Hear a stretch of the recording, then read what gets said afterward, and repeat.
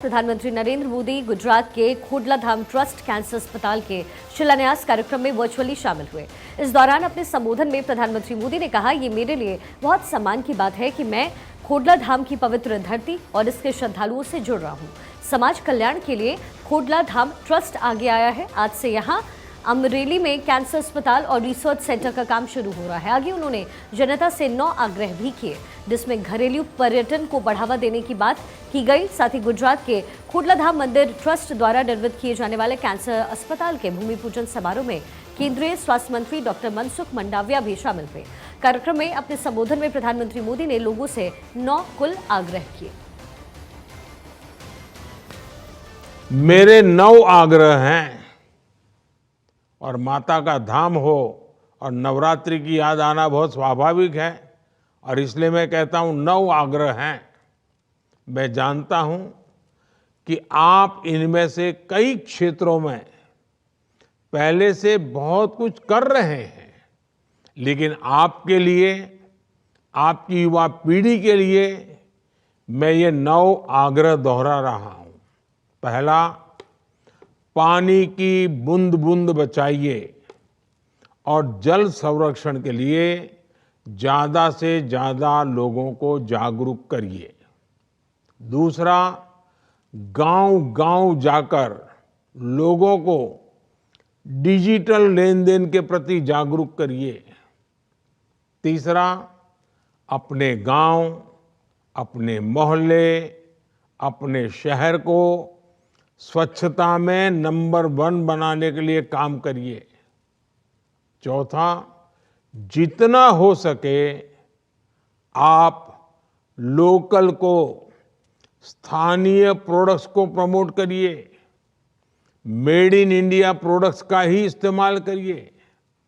पांचवा, जितना हो सके पहले अपने देश को देखिए।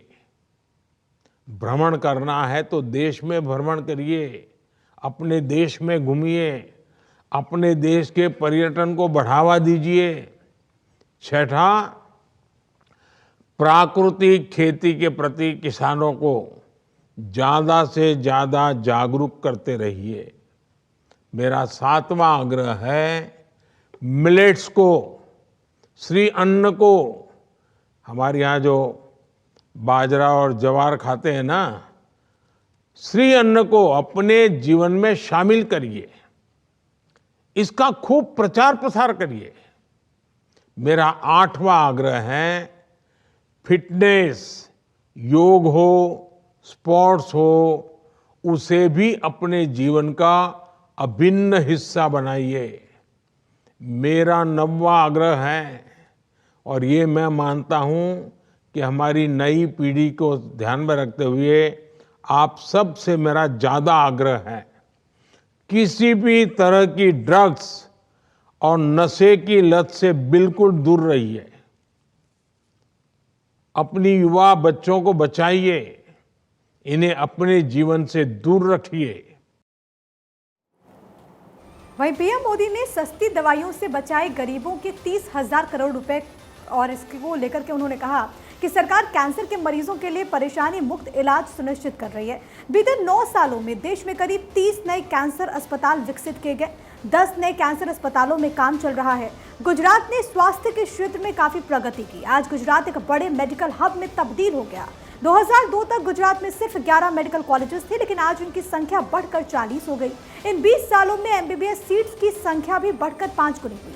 पीएम ने यह कहा कि देश के विकास के लिए लोगों का स्वस्थ रहना बेहद जरूरी है। आखिर में अपने संबोधन के वो कहते हैं कि क्या विदेश में शादी करना जरूरी है। उन्होंने साथ ही साथ अपील भी की है कि लोग देश में भी शादी करें। आजकल हमारे यहाँ भी ईश्वर कृपा से लक्ष्मी जी का वास हुआ है और मुझे खुशी है कि लक्ष्मी जी ने आपके यहाँ जगह पाई है। लेकिन क्या विदेश में शादी करना उचित है क्या? क्या हमारे देश में शादी नहीं हो सकती है क्या? भारत का कितना धन बाहर चला जाता है। आप भी एक वातावरण बनाइए कि विदेशों में जाकर के अब ये शादी की बीमारी आ रही है ना, वो हमारे समाज में नहीं आनी चाहिए। अरे मां खुड़ल के चरणों में शादी क्यों न हो। और इसलिए मैं तो कहता हूं वेड इन इंडिया, शादी हिंदुस्तान में करो। मेड इन इंडिया, वैसे मेड इन इंडिया।